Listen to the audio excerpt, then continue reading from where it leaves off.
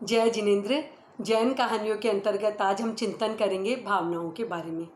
भावों से चित्त को भावित करने को भावना कहा गया। किसी भी विषय पर निरंतर अनुचिंतन करना भावना है। किसी भी प्रवृत्ति का बार बार अभ्यास करना और उस अभ्यास के द्वारा मन का परिवर्तित हो जाना, तो उस अभ्यास को भावना कहा गया। अनुप्रेक्षा एक भावना है। अनुप्रेक्षा के द्वारा हम अपने संस्कारों को, अपनी आदतों को, अपने स्वभाव को परिवर्तित कर सकते हैं, उनमें परिवर्तन ला सकते हैं। आचार्य उमा स्वाति ने तत्वार्थ सूत्र में 12 भावनाओं का विवेचन किया। आइए हम चर्चा करें पहली भावना, अनित्य भावना की। राजा राणा छत्रपति हथियन के अश्वार, मरना सबको एक दिन अपनी अपनी बार। जैसा कि मुक्तक से स्पष्ट है, जिसने जन्म लिया है उसे मृत्यु को प्राप्त करना ही पड़ेगा। कोई भी शाश्वत, अमर, स्थायी नहीं हो सकता। अपने अपने आयुष्य के अनुसार सबका जीवन होता है। जीव जीता है, सुख भोगता है, दुख भोगता है और आगे की गति को वर्ण करता है। अपनी इस बात को एक छोटी सी कहानी से स्पष्ट करना चाहूँगी। राजगृह नगरी में एक परिवार था जिसका नाम था नाग और उसकी पत्नी का नाम था सुलसा। दोनों ही निसंतान होते हैं। एक बार देवता प्रकट होते हैं और वरदान मांगने को कहते हैं, तो सुलसा कहती है, मैं निसंतान हूँ, मुझे एक संतान चाहिए, आप वो वरदान दे दीजिए। इस पर देवता उसे 32 गोलियाँ देते हैं और कहते हैं, हर एक गोली से तुम्हें एक संतान की प्राप्ति होगी। देवता कहकर चले जाते हैं। सुलसा सोचती है, मैं 32 पुत्रों का क्या करूँगी, ये 32 गोलियाँ एक साथ ही खा लेती हूँ, मुझे 32 लक्षण वाला एक ही पुत्र मिल जाएगा। और ये सोचकर वह सारी गोलियाँ एक साथ ही खा लेती है। अभी 32 गर्भ एक साथ ठहर जाते हैं। उसे अथाह वेदना होती है। सुलसा फिर से देव को याद करती है। देवता प्रकट होते हैं और कहते हैं, उसे उपालंब देते हैं, तुमने ये क्या कर दिया, हमने कहा था तुम एक एक गोली कहना। देवता से सुलसा क्षमा चाहती है, क्षमा याचना करती है और कहती है, मेरे कष्ट को आप कम करें। देवता कष्ट को कम करते हैं और जाते जाते ये भी कहते हैं, तुम्हारे ये 32 पुत्र एक साथ जन्म लेंगे और एक साथ मृत्यु को वरण करेंगे, मृत्यु को प्राप्त होंगे। इस पर सुलसा कहती है, जीवन और मृत्यु सभी जीवों की अपने अपने कर्मों के अनुसार, आयुष्य के अनुसार होती है। कोई भी जीव शाश्वत नहीं होता।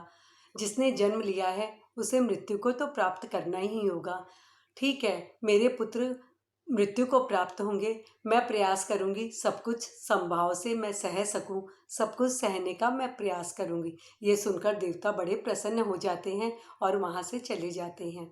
32 पुत्र जन्म लेते हैं, बड़े होते हैं, राजा श्रेणी के दरबार में नौकरी करते हैं और एक युद्ध में सभी 32 के 32 एक साथ मृत्यु को प्राप्त हो जाते हैं। एक माँ सब कुछ सह सकती है, लेकिन अपने पुत्रों की मृत्यु नहीं सह सकती, वियोग नहीं सह सकती। लेकिन सुलसा एक धार्मिक महिला थी, उसने सब कुछ संभाव से सहा। कोई भी उसे सांत्वना देता तो वो कहती कि उन पुत्रों के साथ मेरा सहयोग इतना ही था, हमारा साथ इतना ही था और वे पूरा करके अपने आगे की यात्रा को निकल गए हैं। कोई भी व्यक्ति अमर नहीं हो सकता। हाँ, मेरे पुत्र मुझे छोड़कर पहले चले गए, इस बात का मुझे दुख है। और इस तरह वे अपने जीवन को आगे जीती है। सुलसा की कहानी हमें ये प्रेरणा देती है कि हम समझे नित्य अनित्य को, शाश्वत अशाश्वत को, स्थायी अस्थायी को और अपने दृष्टिकोण को स्पष्ट करके हम अपने जीवन में आगे बढ़ें। जय जिनेन्द्र। ये थी अनित्य भावना। अभी मैं दूसरी भावना के बारे में बताना चाहती हूँ, जो कि है असरण भावना। जीव अकेले अवतरे, मरे अकेला होए, यो कबहू या जीव को साथी सगो न कोई।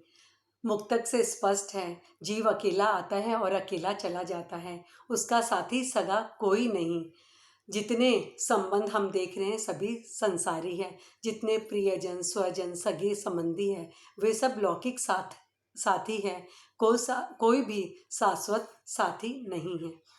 हम अकेले आए हैं और हमें अकेले ही जाना होगा। अपनी इस बात को एक छोटी सी कथा से पुष्ट करना चाहूँगी।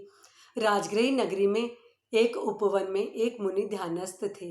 राजा श्रेणिक उसी उपवन में भ्रमण करने के लिए आते हैं और उनकी दृष्टि उन मुनि पर पड़ती है जिनका सौंदर्य अद्भुत था, युवा थे। और राजा श्रेणिक उन मुनि के पास जाते हैं और कहते हैं, मुनिवर, यह तो आपके यौवन वय जो सुख भोगने का है, आपने साधु जीवन स्वीकार कर लिया, ऐसा क्यों? इस पर मुनि कहते हैं, राजन मैं अनाथ हूँ। तो इस पर राजा श्रेणिक कहते हैं, मैं आपका नाथ बन जाऊंगा, मैं आपको शरण दूंगा, मैं आपको अपने राजमहल में ले जाऊंगा, अपनी पुत्री का आपसे विवाह करूंगा और आपको राज्य भी दूंगा, आप मेरे साथ चलिए। इस पर राजा श्रेणी की बात सुनकर वे मुनि कहते हैं कि आप स्वयं अपने नाथ नहीं है तो आप मुझे मेरे नाथ क्या बनेंगे, मुझे शरण क्या देंगे? तब राजा श्रेणिक को आश्चर्य होता, वो कहते हैं, मेरे पास 33,000 हाथी घोड़े और रथ है, 33 करोड़ पैदल सैनिक हैं, 1,71,00,000 से भी अधिक मेरे पास गांव हैं, मैं इतनी बड़ी संपदा का स्वामी हूँ और आप मुझे अनाथ कहते हैं। मुनि, आपको मृषावाद का दोष लगेगा। इस पर मुनिवर कहते हैं, अपनी बात बताते हैं कि मैं कौशंबी नगरी में प्रबुद्ध नामक सेठ का पुत्र हूँ। मेरे घर में सारी सुख सुविधाएं और ऐश्वर्य था। एक समय की बात है, मेरे आंखों में वेदना उत्पन्न हो जाती है, कोई किरकिरी चली जाती है और वह किसी भी तरह नहीं निकलती है और वेदना बढ़ने लग जाती है। दूर दूर से हकीम वैद्यों को बुलाया जाता है, तंत्र मंत्र औषध सब कुछ का प्रयोग किया जाता है, लेकिन मेरी वेदना कम नहीं होती। मेरे प्रियजन, स्वजन, परिवार, सगे संबंधी सब कोई मेरे चारों तरफ खड़े थे, लेकिन मेरी वेदना को कोई भी कम नहीं कर सका। मेरी पत्नी जो मुझे हमेशा खुश रखती थी, वो भी भोजन पानी का त्याग कर देती है, स्नान का त्याग कर देती है, लेकिन मेरी वेदना को कम नहीं कर पाती और मेरी वेदना निरंतर बढ़ती जाती है। इस पर मैंने निर्णय किया, यदि मेरी वेदना कम हो जाती है, समाप्त हो जाती है, तो मैं साधु जीवन को स्वीकार करूँगा। जब मेरी वेदना कम हो गई तो मैंने साधु जीवन को स्वीकार किया। मेरा कोई भी नाथ नहीं बन सका, मैं अनाथ था। और ये बात सुनकर, ये कथा सुनकर राजा श्रेणिक की आंखें खुल जाती हैं, उन्हें ज्ञान हो जाता है, उन्हें बोध हो जाता है और शरण अशरण का, नाथ अनाथ का वो ज्ञान कर पाते हैं। ये कहानी हमें बोध करवाती है, प्रेरणा देती है कि हमारा दृष्टिकोण स्पष्ट हो। हमारी आत्मा ही हमारी नाथ है, हम स्वयं अपने नाथ हैं। कोई हमारा नाथ नहीं बन सकता, कोई हमारा साथी नहीं बन सकता। ये सोचकर, ये भावों को क्लियर करके हमें अपने जीवन में आगे बढ़ना चाहिए। जय जिनेंद्र।